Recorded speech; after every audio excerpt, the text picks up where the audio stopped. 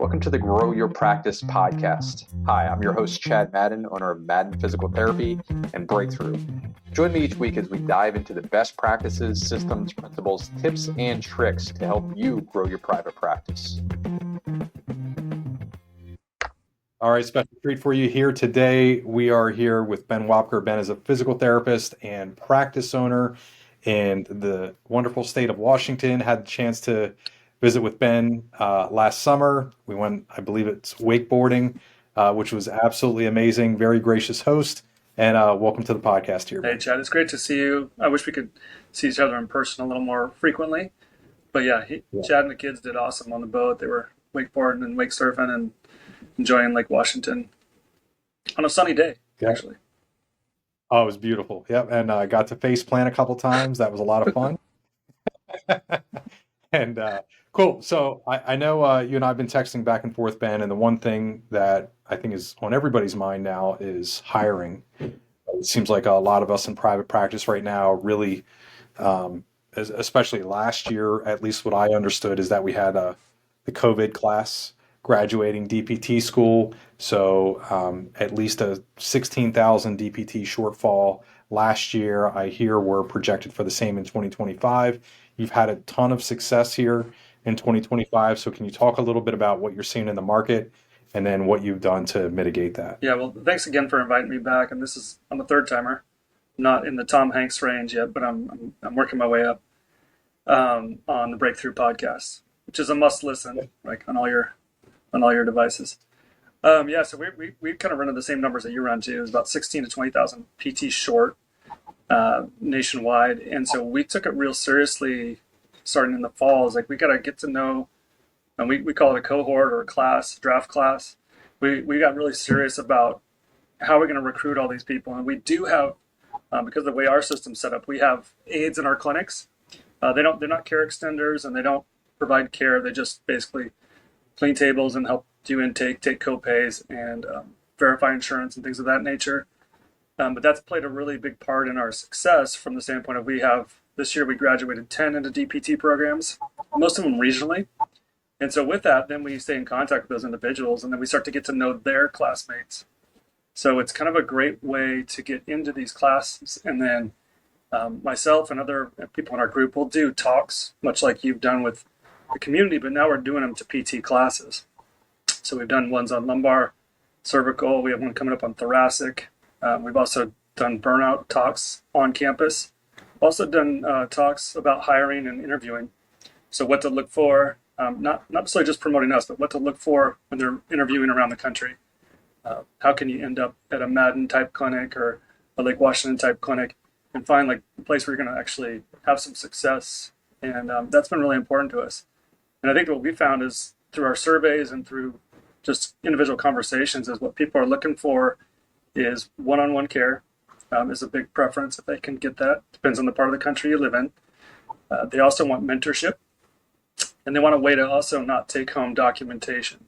So those are kind of some of the main concerns that we're hearing.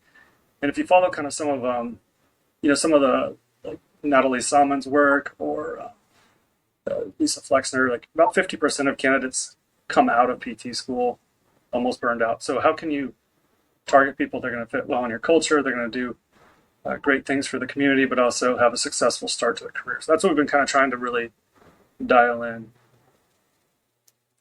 Nice. So let's talk about the draft board first. What does that look like? And if listeners, resonates with that, they're an NFL fan and they love Mel Kiper. What does that draft board look like? Well, after years of fantasy football, it actually paid off on some level. Like after losing my league for about 17 years in a row, is that we can kind of win this. So what we did is we took and I'm sure, with your guys' technology, you and Carl on the Breakthrough side, you could do something much more extravagant. But what I basically did is just create a Google sheet, which any of us could do, and then color coded it because I'm kind of OCD on, where they were in the process. So, kind of, have they had a Zoom with us? Have they done an event with us? Have they had a cup of coffee with us? Have they attended an event? We do a couple of the career fairs here at the University of Washington and at University of Montana and locations like that. How do we connect with them? Which clinic are they most interested in? So we have them kind of tiered. Which clinic are they most interested in? And then I have like a miscellaneous column like notes that might be interesting. This person's interested in women's health, or this person's a dance specialist, or bike fitting, or whatever it may be. And then how can we speak to those strengths and kind of provide those opportunities, and what location kind of needs that person versus just where do they live. So it's kind of, I think people are willing to drive a smidge longer if they can really practice the way they want to practice. So that's what we kind of found. So then we have them ranked not necessarily on how good a PT we think they'll be, but where they sit in our group. And so we have a kind of like bright green means they're really close. We probably can grab them. Red is obviously at the other end of the spectrum, so we kind of have like a stoplight kind of color system. And so I can kind of work on that. And then we have access for all of our people out there that are helping me, like be able to tag notes on them. And so then I can follow up with them. And then we want to make sure that we have contact with them, not in an annoying fashion, but just enough where we could, like, are they still a warm lead? It's so much like the breakthrough work that you've done all these years, Chad, with patients. But now we're in this strange predicament where patient flow for our profession, generally speaking, is really, really strong. Probably the highest demand on PT of our careers. But now we're recruiting PTs versus patients. So it's kind of a big flip of the script. But I think for people that were really good at doing the marketing side of things, and a lot of the clients that you worked with, it's just a script shift. We're not scrapping everything. Yeah. There's some gold in there. I can't believe, as I know you and I talk on occasion, but like we use red, yellow, green, super green, and you just mentioned that. And I'm going to disappoint you with my tech savviness, but we use a Google Sheet to track everybody as well. You hired 14 this year, is that right? We have 14 by the end of August. We'll have brought on.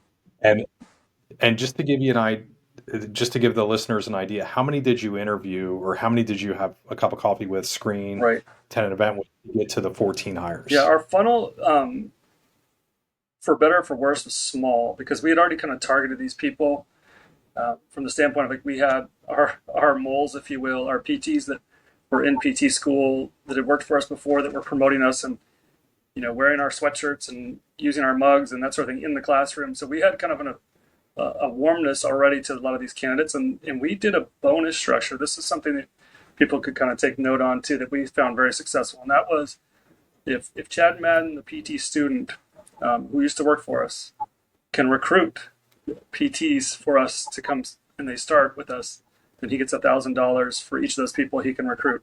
So what that does is then Chad invites his classmates to our continuing education courses, to our Mariners game event, to our flag football league, to our bowling night. And all of a sudden we've got a recruiting process that works pretty well, where we have people that have a genuine, authentic relationship with these individuals. And then they can see that we're a trusted place where they can kind of come do their third-year rotations. We take a lot of students, so third-year rotations. And then those people have a long interview process in that case, and they're easy hires.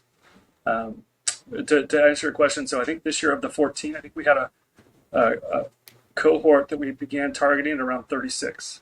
So about 1 and 3, 1 and 2, 1 and 3, we kind of locked in. We already have, this is like, again, getting super OCD, but we have our class for 27 and 28 already kind of on the board of people we know that are going to be great PTs and are great for the profession.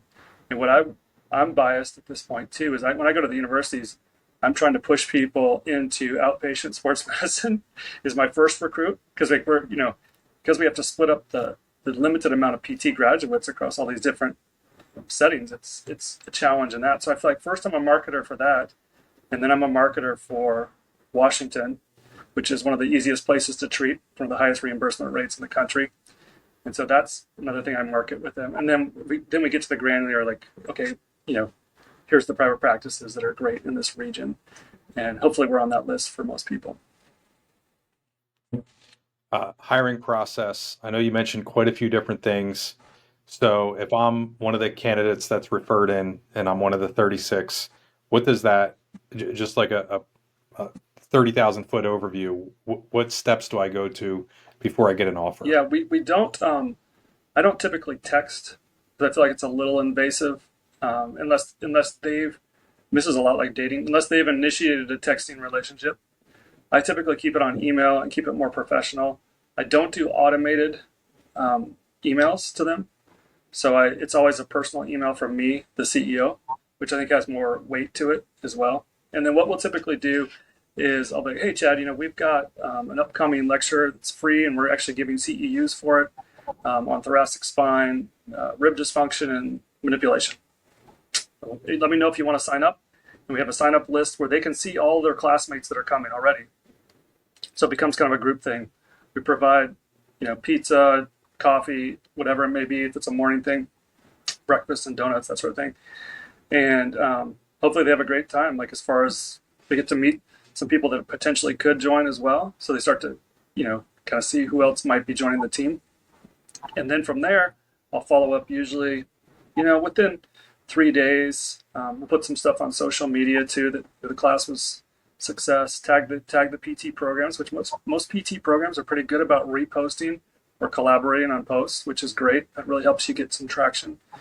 And in the meantime, we're trying to lift the profession as well. So even if people go to competing clinics or friends of ours clinics and work there, like still great. They got some good education and we started a relationship. And who knows, like, kind of the Simon Sinek situation where it's like we're playing kind of the infinite game where 3 years from now when they move to a city closer to one of our clinics, maybe they end up joining one of our groups there and already have a strong feeling about that. So we follow up with an email after the course or after an event. And then I'll usually check in with them, and I'm making notes of these check-ins on our spreadsheet. Not that it's completely unemotional, but it's kind of like, okay, am I hitting? I don't want to hit them more than once a month. So it's like, what do we got? Kind of coming up. Do we have another course coming up? Do we have another event coming up that they'd like to join? And then all of a sudden, when they start to get serious or they start looking at licensure exam dates, is then what we should do is probably get you in and shadow at a number of our clinics and see which one's the best fit commute wise, which one's the best fit personality wise. So most of the time, I'm totally jinxing it by telling you this. Most of the time we're competing with ourselves. So it's like they want to come to the group and it's just a matter of which location has the schedule, the commute, and the staffing and the niche that they might want to go into eventually within that group. So we're kind of competing with ourselves many times once they get to kind of the shadowing stage. And then it's just a matter of trying to find a place where we can, where they won't burn out. So they'll find a place where they can kind of fit really well socially. And our attrition rate is, it's on average, our PTs are, 8.5 to 10 years plus, which average PT is like 2.5 years, which is pretty sad. Yeah, I just read a study. It was Gen Z, which is, I believe, in their 20s right now, is 1.3 years. Oof, that's quick. Average position. Yeah, that's rough. So 8.5 is amazing. 8.5 to 10, awesome. What does your interview look like? My interview is nothing fancy. So my interview, and I could be much better on this. It's more like you and I talking. So I actually ask people a lot of open-ended questions, and I watch all the same YouTubes and do enough ChatGPT like everybody else to kind of figure out the questions I want to ask. And then if I actually feel if I'm sitting there asking the questions on the list that I have on the other screen, that it probably wasn't a great interview. If it's more of like all of a sudden we're talking about, like I had this one great interview recently. She was at UW third year, but she'd spent time in Iraq as an ATC and worked with a PT, and then her PT got injured and she had to like cover for them, and that's where she decided she was going to go to PT school. It's like our conversation just went all over the place, from like world travel to the restrictions or cuts to the VA, everywhere. And so for her, I was like immediately, you kind of get like you do with a patient sometimes, like you get like those chills down your back. You're like, this person is someone that is definitely someone we want to nail for our group. So I kind of let those kind of go. And again, I don't know if that makes sense, but if I feel like if I'm staying on script, then when I leave the interview afterwards, I'm like, yeah, I got all these questions answered, but I didn't have a real strong. And part of that too is maybe not even the individual. It may just be that we didn't have a connection. So I try to then have them follow up with our other clinical leads and see if if maybe it was me or I was having an off day, which is totally possible. Do you do all of the interviews and all of the hiring, or is that We yeah centralized? we centralized that about a year ago just for me to be the funnel because it was getting a little too confusing having multiple owners kind of compete with each other. And so I can then make the determination of like these might be the first 2 or 3 clinics I think would be a good fit. We're approaching 9 and probably 10 by the end of next year. So and they're not Starbucks, but they're far enough apart, but they're still close enough on a commute standpoint where you could probably work at 2 or 3 of our clinics if you're willing to drive or podcast a little bit. Um, so that's kind of where it made more sense for me to centralize it and see, is this someone who I think would be a good candidate? Obviously, the resume, when they send that over, if I don't know them at all, I try to interview everybody, which is exhaustive time wise, but I think it's worth it. And I would say that's one of the things that when I talk to friends, and I'm sure there's a lot of people on this podcast that listen to you, where they are working in their business, not on their business, and that's a difficult thing to do because are you going to cut patient care to do this? But I feel like it's the value and the ROI is so great on having someone who's fits the culture and is a productive PT and stays with you for years and is a contributing part of the team. Yeah. Yeah, it's funny that you said that.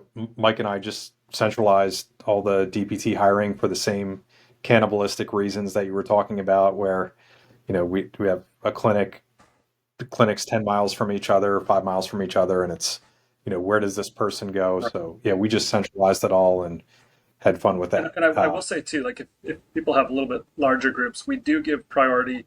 If, for example, you were in Harrisburg as an aide and you would like to rehire them, Chad, then you would get first shot at those people. I don't need to re-interview the people that are already been part of our system that want to come back anyway. That becomes more site specific, and hopefully they want to come back to where they were an aide. That's probably pretty helpful. But yeah, we try to keep those relationships going. And actually, for the 10 of our people that are on the board in 27, I've done Zooms with them recently just to check in, see how school's going, how can I help them. I need an affiliation in Hawaii. I got a guy over there. Let me find an affiliation for you. So kind of being a resource and just always giving just comes back and 2-3-fold. Nice. A couple of things you mentioned: one-on-one care, mentorship. Don't want to take home documentation. That to me all is at least symptoms of work-life balance, which I hear a lot of. What do you hear in the market? Like, what do you look for when you're talking with, somebody, like you said, highly likely they're burnout from studying for the boards, graduating DPT school, maybe even working a job as well. How do you think about that? How do you have the conversation with that next generation of DPTs? The first thing I try to do, and this is where anyone probably listening to this is not a good work-life balance person, because I think we're as entrepreneurs and business owners, you grind and you figure out ways and you kind of fake it till you make it, much like your history as well.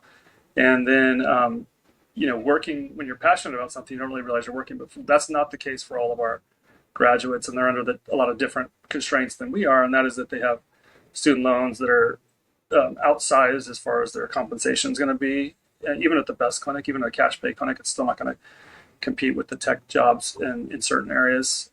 In our region here, our starting Google employee is 275,000. So that's who you're competing against. For everything from housing to schools to select sports and stuff. So it's a really challenging thing for PTs to be in this area. So I think the biggest thing, in fact, I had an interview with someone today, is that we're finding more and more of our PT graduates just want to work enough hours to get benefits, which is a fascinating situation, which is kind of not how I was always kind of paying for my own school. So I was kind of like always dialed up like with 1.5 jobs. So for someone to work 32 hours, we can make it work if the schedules, if you make it dense enough, either they start early or they work late. One of those two combinations. So we're finding ways to kind of make that fit too. And so we're trying to be a little more flexible in that regard. And that makes us a little bit more agreeable to the current cohorts of people leaving. The other thing too, I didn't mention earlier, was we're really flexible on unpaid time off. So if someone wants to take a three-week trip to Europe, we don't want someone quitting their job with us because we're not flexible enough. And that's something, obviously, experiences are much more valuable than stuff for Gen Z and younger. And so we want to make sure that we're competitive with the pulls and pushes of their life. So that's kind of one of the areas where we've been it doesn't feel great on the books at first, but the ROI of keeping an employee versus, there's different statistics out there, but a lot of people talk about, 40% of their their wages lost when you lose someone, because it takes 4 to 6 months to train somebody up, and uh, first you got to find them and then train them up and figure out make sure they're still good at cultural fit. And usually those people that like to travel are usually good cultural fits for us. Like they're just, you know, they just if there's a life changing experience or wedding or something, we want them to be there for that stuff. Nice. Uh, the along work-life balance, I know one of the things that you and I have talked about is the rise of technology and how that can make life both easier and then significantly more complicated as well. How are you thinking about navigating that? I know for us, like we looked at, you know, a scribe or, an AI translator that can take a conversation that happens in the clinic and then turn it into a note to decrease documentation time. What are you looking at today? What are you working on, and how are you incorporating that into your clinics? Yeah, you and I talked about this offline a number of times over the years, and I was beta testing Atheis's first gen scribe tool. It was like 2022, I think, 2021, and it was pretty rough. It was a large language model that did use OpenAI, kind of ChatGPT as its back engine, and I would have to say now, probably 2-3 million notes in, not for us, but just as collectively as a product, it is significantly better. Hallucinations are way down. The dictation is fantastic, and its ability to kind of create evidence-based documentation is really solid. I found a very similar tool with Prediction Health. Friends that work at both of these companies. So right now we're currently in a pilot of, we have 9 practitioners doing Athelius Commure, which Commure is one of their enterprise versions. It's basically the same product, but it's a merged company. And we're finding that the documentation time drops on an evaluation by, I think realistically at this point, probably about 2 to 3 minutes, which doesn't sound like a lot. But if you do, say, 15 to 20 evals a month, you might be saving an hour of time. And that's really useful. And I would say that the note is, and that you've probably seen this too, Chad, is that the note quality is much better than you and I getting back to our desk 6 patients later and being like, what was that? Was that tennis elbow on the right side, left side? Was it more of a flexor strain? But I think what we learned is that if we can decrease the amount of stuff that they take home, there's a huge job satisfaction component. If the note's more accurate, that's super helpful. And then, it's written really well, and it kind of cues you to be a better interviewer.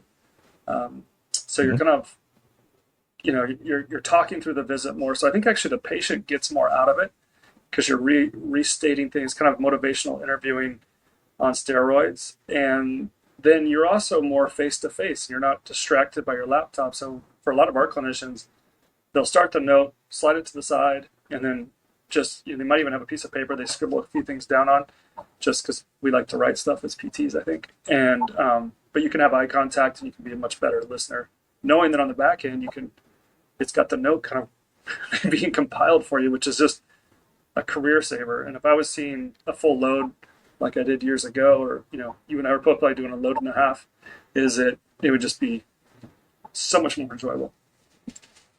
Oh yeah. Other than Scribe, or and you mentioned Thelus and Prediction Health, and I think there are a few others on the market right now. And I think I shared this with you. We just rolled out Prediction Health's tool in our Hershey office, and the clinicians love it. That it's a huge time saver. Other than that, though, for notes, anywhere else that you're using technology? Well, I use it probably like you. It's my chat tab is open pretty much all day. Probably burning a lot of energy, but I use chat for pretty much any contribution I'll make to literature. So from the standpoint of, like, I'll use chat if I'm writing a blog, or if someone's like, hey, can you help me with the chapter on this book? I'll write it myself and then I'll throw it in there, or I'll have chat create an outline for me and then I'll write it and I'll throw it back in there and say, hey, I like this from me, but can we make this written for Little League baseball parents? And then it can, kind of either you kind of ramp up or ramp down the language and make it easier or harder to consume, depending on your audience type. So I like that a lot. We're also looking at, Athelis has an AI agent. So I don't know how deep you want to get in AI agents on here, but they're pretty fascinating. So they have one that takes calls, and it sounds like a real person with pauses, and it just sounds very, very real. And they're willing to, if Chad needs to make an appointment on Thursday for his shoulder, they can look at Ben's schedule and offer you times, and then those times don't work. It can work its way. It can be available 24/7, and just a fraction of a cost of having to hire and train people to do that. Plus, there's many hours of the day that you don't have a front desk there, so that's pretty helpful. And then, of course, all the just the ability to put like your company notes, your company information from the standpoint of like your monthly reports, and put it in there and ask for an analysis, or ask for, it's pretty remarkable. Everyone's got different levels of privacy concerns there too. Like I don't put things with patients' names ever in that sort of thing, but I think like when you're sharing just raw numbers, like give me the trend line, or give me a graph from this column, from column one. It's pretty fascinating on that. So I usually just use the OpenAI component, but occasionally I use Copilot on Microsoft 365 and that sort of thing too. Is that what are you seeing as far as those Gemini and Copilot? And Well, I'm a big fan of Gemini for writing reports. So and I'll give a crazy example that is not practice related, but I'm fascinated with Pluribus, which is the poker AI bot that beat the five other professionals over 20,000 hands. And because it was here in Pennsylvania, Carnegie Mellon. And I was like, I wonder if I could I wanted to see what it was doing that humans don't do. Like, what's the reasoning? And then so what I did is I found this video very low on YouTube, and Google owns Gemini and also owns YouTube. So I fed it 30 hours of content in 3 videos of live poker play, which was crazy. No script, so no audio. Fed it 30 hours, and I said, please analyze this and give me the top 5 strategies that Pluribus does that humans do not do. It wrote, I don't know, a 12-page report in about 5 minutes, and it was amazing. And I was like, oh my gosh, how else can we use this? So like, we're doing HBot and laser, and we're huge on manual therapy.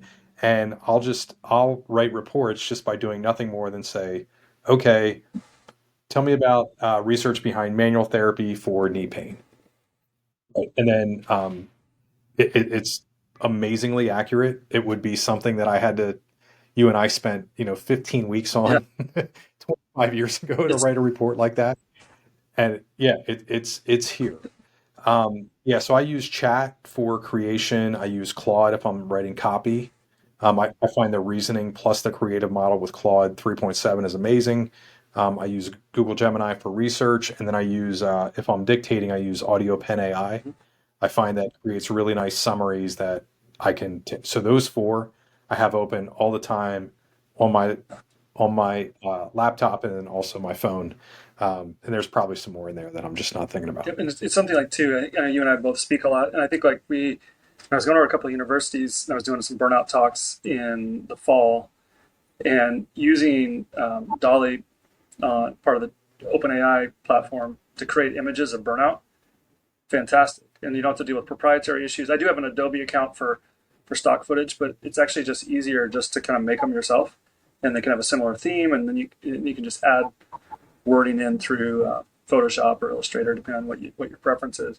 So those are really, really great tools. But I like all the things that you're talking about there too. So, and you can also, I've done this, and I'm sure you've played around with this too. Is like I can create something in Chat, and then I can drop it into Gemini and say like, lighten this up, or make this a little more comical, or whatever it may be, and then like it just to kind of get it like double filter. It's like a fine whiskey, something. It's double distilled like on Chat. So that's, and obviously we can kind of go a long ways on that. So I think there's some interesting things that are kind of like the AI bots and the AI agents are really pretty ingenious, and that's, hopefully it allows you. I mean, I think it's kind of good and evil side of this, right? Like I think for us, like both of our practices, like we're going to see, okay, this improves a clinician's life. It decreases burnout. It just makes them stay in the career longer. I think you could on the dark side, you could see where it's like, hey, we're going to put 2 more patients on your schedule, Chad, because now we feel like you can see a patient every 15 minutes versus 20 or 30 or 40, whatever whatever model people are on. So I think that would be kind of I think you'll see that at some locations. So that's kind of unfortunate, but I think for the majority of the private practices that are clinician owned, I think it's going to be a really great tool and make their staff a lot happier. Yeah, I know the one thing, and I don't see us going to any other. I mean, we're doing scheduling on the 45 minutes right now, one on one. I can't see us changing that at all in the future. I think there's tremendous value in the human to human contact that AI or tech really can't replicate, at least yet. Yeah, and I think that's so true. I think that we're talking about this earlier today, and it was kind of like what positions, like when you're thinking about for your children, or if you're coming up today, like what jobs can't be outsourced, and a lot of the information, kind of middle white collar jobs, are very outsourceable to AI and AI agents. Whereas like PT and anything where there's actual like true hands-on customer service, customer care, that's gonna be tough to replace for quite a few years. I might Yeah, hopefully this ages well, but I think it's gonna be very difficult to replace, especially manual therapy. Remote therapeutic monitoring. There's a couple programs out there right now. You've probably seen two, where it's monitoring yeah, quality, and there might be some restrictions that insurance companies put on stuff regarded to compliance with RTM at home via their phone and stuff. But I think like for actual going in to see a therapist, I think it's a pretty secure job market. yeah, yeah. Uh, the other thing that I've always that I like, if I go back to when I first started following you and everything that you were doing with your PT practice, your videos are amazing on social. So if you're listening to this, if you're a listener right now and you've never gone to Lake Washington PT and followed any of Ben's stuff, you do amazing video stuff. Is there anything you're using there with AI? I know you sent me a tool or two to have Quinn take a look at. What are you doing there with your video production? Because I mean, it's amazing. Great, I appreciate the compliment. That's actually the fun part of my job. I do that myself. So I'll usually hook up an external mic just on an iPhone 16 Pro, and I used to do a gimbal and I used to do tripods. Now again, AI, the stabilization is so solid on the image, especially when you're editing. And I edit in Final Cut Pro, but we usually do. I want to have like a message when they're being videoed. So what story are we trying to tell besides getting to the therapist? Knowing that about, let's say, only 20 to 30% of people will actually have the sound on. So what kind of things are we trying to tell? Is it a clinic tour? Is it a location in your community that people will recognize? Is it a familiar therapist that people recognize? So I get kind of deep in the weeds in my head on these, but if it's a new therapist, I want them in a familiar location. If it's an established therapist, I want them. They can be in a new location that maybe expands the viewership. Then we take those and using the Final Cut Pro, I'll add their name, and then we'll load them into social media. Then this is where I use the AI. Is I'll once they're published or completed, really kind of touched up and sound and the color and everything looks pretty standard how we like ours to look. And we have I have a specific way I like to have them look. So there's some continuity between the videos. Is then I'll drop those into Opus Clip AI, which is it's like a $15 a month AI tool, and it could take a webinar or a video or a YouTube that you create, and then it adds subtitles and adds your branding and watermark and everything to it, and puts them in, and you can basically edit the words right in there. You can shrink them to how big or small you want really easily, much easier than Final Cut Pro. So for even a novice, you can do that after a couple, maybe 30 minutes of learning it. It's pretty quick. And then, say a podcast like this would generate probably 30 to 50 clips. And then if you're doing one a week, you got, a clip a week you can release. So it's pretty slick. So we do that with all of our physician webinars, and then we'll kind of release those. Those videos are not as exciting, but then we also use a site called Artlist to get really deep in there. I'm sure Chad will have some great show notes on this. But Artlist is a site where it's a subscription. I'm not a spokesperson, but I love it. And then um, they've got stock footage, both still and video, which is great. and they've got stock music, and now they've got AI video creation, which is pretty cool. So if you want to show an ankle moving, you got to double check it, make sure it actually looks real. But they can do that, and there's just videos of people hiking and playing soccer and lacrosse and biking and all kinds of different things on there. That then, if you have a therapist that would say maybe has great audio but isn't real interesting to watch, you can drop some B-reel in there, and it kind of makes the video kind of tightened up. We had a video like that we just did recently for someone who was kind of more nervous, but had good audio, but was more nervous in front of the camera. So they kind of did their intro, threw some soccer footage in there, um, told the story, and then had them finish. So we try to keep the videos like 30 to 60 seconds on most of them. That's attention. That's what we're down to from an attention span standpoint. That's even true for myself when you're scrolling. That's crazy how much we've shortened up over the last 10 years. Yeah. Uh, you're exactly right though with the 30 seconds.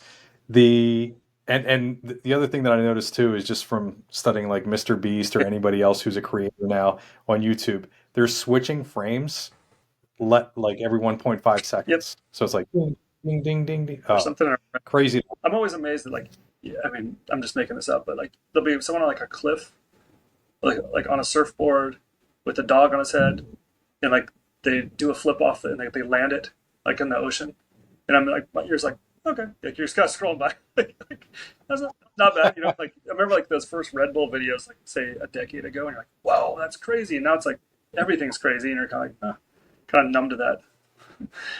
Yeah, exactly. That's funny.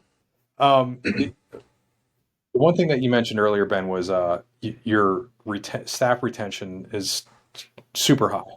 And I know for many of us in private practice, we've all been in this situation where we feel desperate that somebody's leaving, they're going to another setting, or maybe going to a competitor down the street. How are you building your culture, and how are you keeping that staff, that team engagement so high?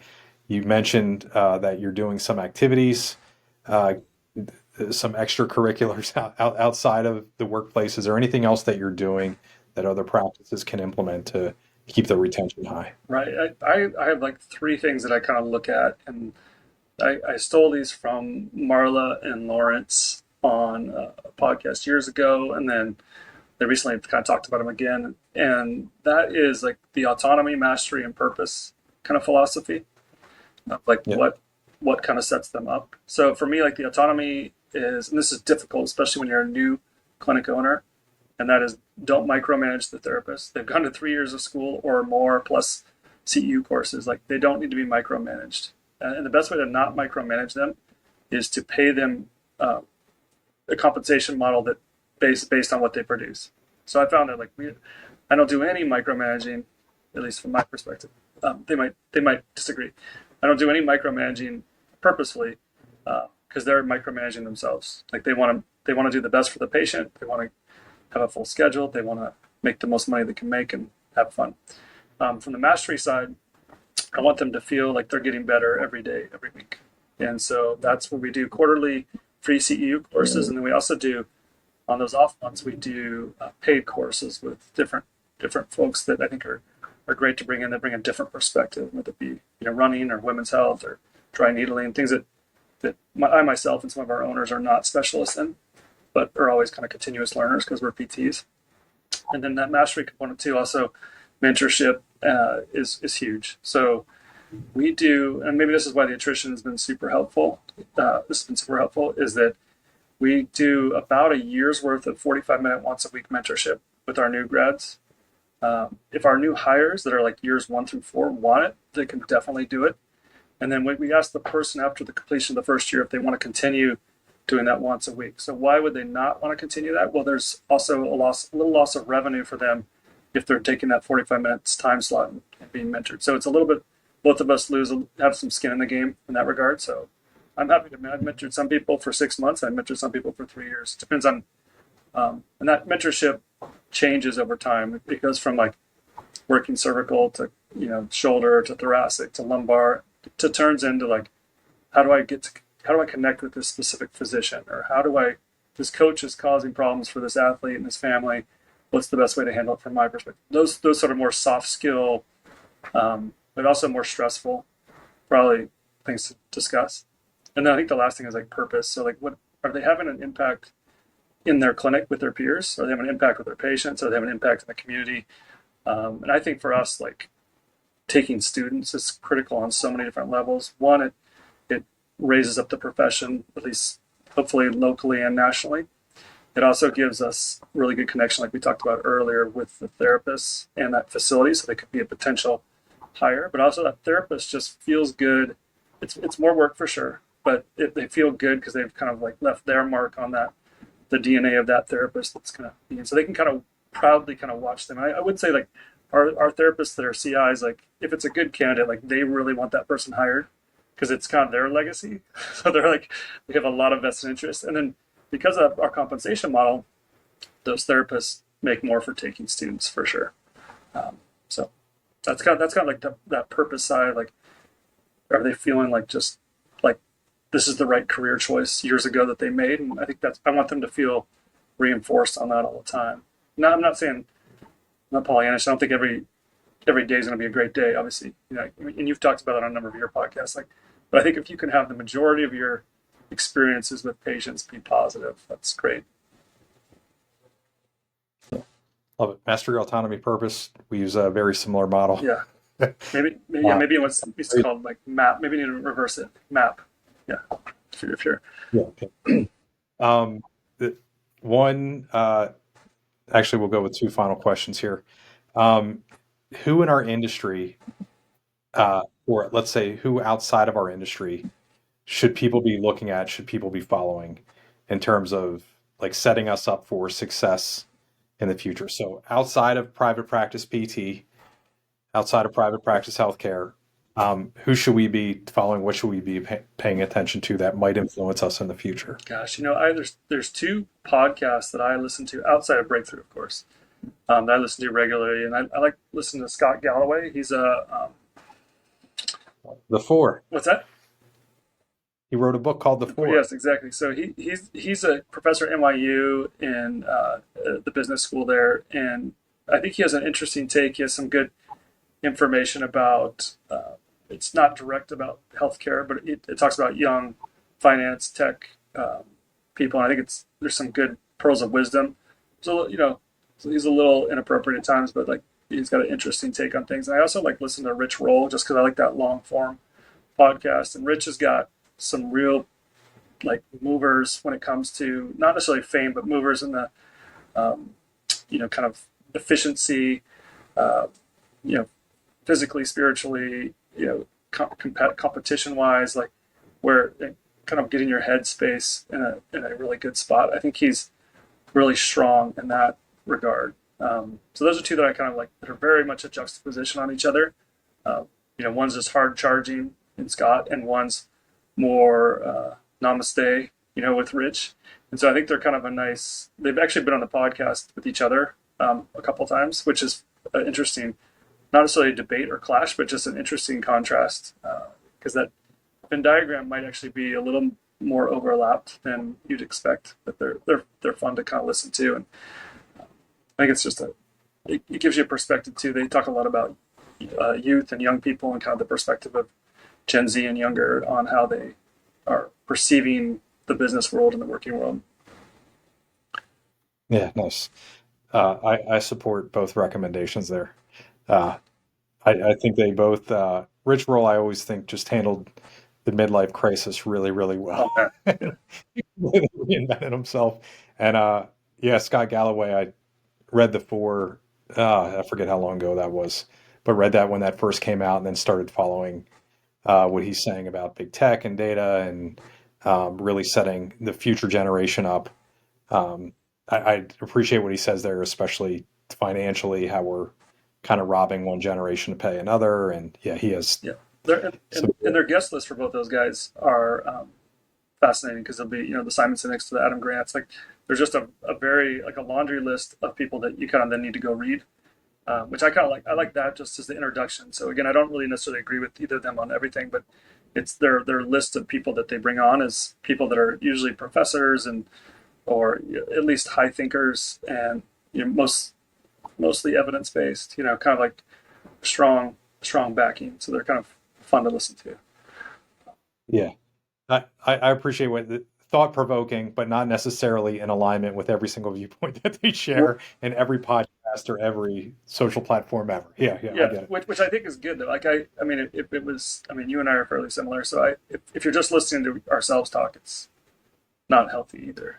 So, um, uh, Very fair. And then final question for you. What is most influential book you've ever read? Yeah. I'd have to say the book that I've just read again. And I've got a 10-year-old son, but we just read. This will be a throwback, but Bo Knows Bo by Dick Shapp, and my sister will laugh because I use Bo Knows Bo for my book reports from third through eighth grade, I think. And I just love the story though, and it's not necessarily a Jackie Robinson story, but it's someone with dyslexia that's not respected and breaks rules and pays the price. And I think it's fun. My son was really captivated, and so it's an old one to find. I don't think I have it down here right now, but on the shelf. Um, Is that the shoulder pads, baseball bat over the yes, shoulders, black and white on the the cover? icon.